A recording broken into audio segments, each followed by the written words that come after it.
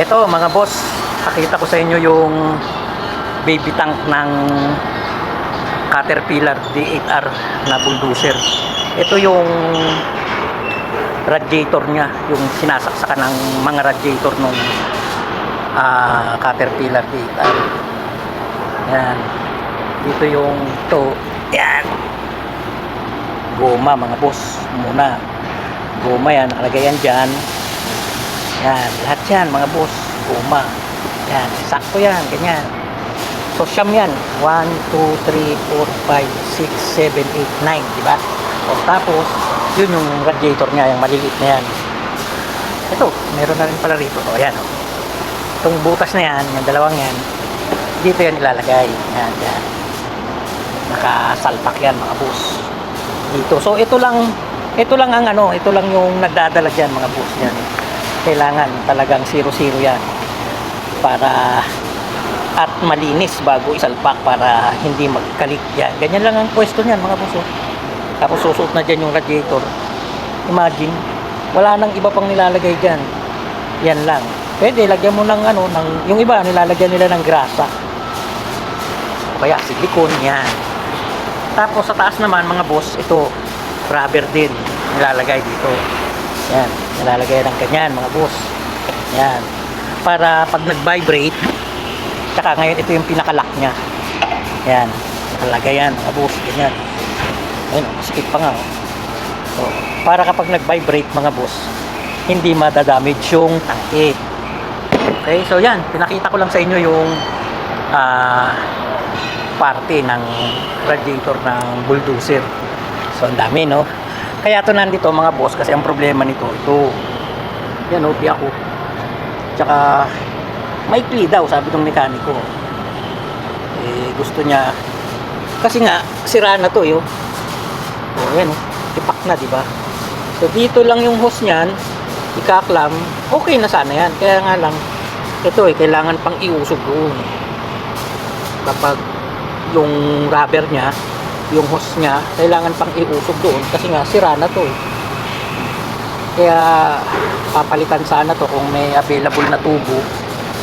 Hahanap ako para papalitan natin to. Tapos ito naman, since na nasa site nga, gawa-gawa lang ng paraan para makatakbo yung unit, hindi matingga. May leak yan. Nilagyan lang nila ng epoxy. Okay naman yan, yung epoxy kasi nga steel epoxy naman yan. Ayan, tigas nga. Oh. But since na baklas na nga ito at nandito na rin siya sa workshop, titirahin na natin yung leak niyan mga boss. Aalisin natin yan at aalamin natin kung asan yung leak dyan. Tapos mapanatan na natin. Nang sa ganon, pag pinunta siya sa site, talagang total ano na siya. Ayan o, hindi epoxy pa rin to mga boss. Pinapalan lang. Pinaliguan na ng epoxy. Saka ito, talagang may kalumaan na rin to. Matagal ng bulldozer to. Ginagamit tong unit na to eh. So, kanya nga ito eh. Yan. O, kanya yan. Kita nyo naman yung tubo na yan. Talagang tantad na rin ang sira. Pero, taga-taga lang pwede pa. Diba? Mahal din naman kasi yan kapag bibilhin. So ganun lang mga boss, hahanap muna ako ng tubo na mailalagay natin dito. Ngayon kapag wala, yan na lang, lalagyan natin ng ano to, papabricate na lang natin yan. Dadagdagan na lang natin tong labi niyang yan. Tingnan natin kung anong magandang magawa dyan. Tapos hanapin natin yung leak dyan. Okay? Hanap muna ako ng tubo mga boss. Ito mga boss, ang update to. Binibuild upan ko na lang to. Itong mga sirang parte ng kanyang pipe. Ayan. Kasi wala akong makitang ganito kalaking tubo eh. Mas madali sana kung papalitan to eh. Wala naman akong makita kaya build upan ko na lang. Ito nga yung isa tapos na yun. Ayan o, di ba? Pwede na yan. Dito naman kakapit yung goma niyan dito, yung area na to. Dito yung clamp. Makinis naman dito. Makinis naman dito sa area na to. Kaya hindi na rin magbububutas yan. Then ito naman, itong may epoxy, tatanggalin ko yan maya maya. Unahin ko lang to. hindi ko na nakukunan ng video kasi wala akong tagahawak. Tsaka isa pa, hahaba lang yung video natin mga boss. Paiklian nga ng video sa Reels eh. Ina-upload ko to, paiklian ng video yung nakikita ko. Kaya baka hindi nyo na panoorin kapag mahaba masyado yung video. Update ko na lang kayo mga boss pag natapos ko na to.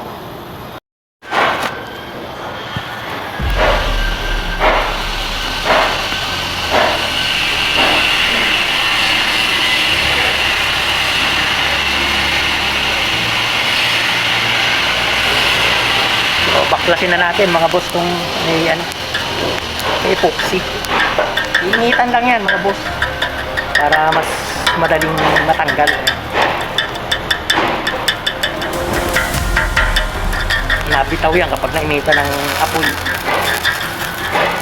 apoy, pero kapag tubig lang na mainit, hindi yan basta-basta, hindi niya kayang bumitaw.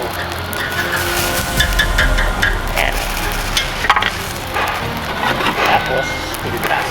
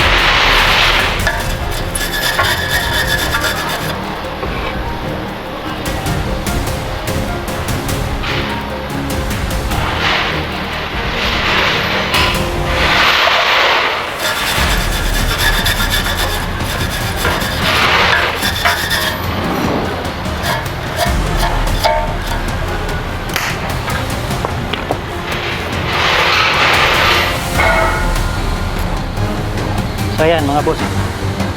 O malinis na, di ba? Yung bandang dito na lang area na ito. Babalik na rin lang natin.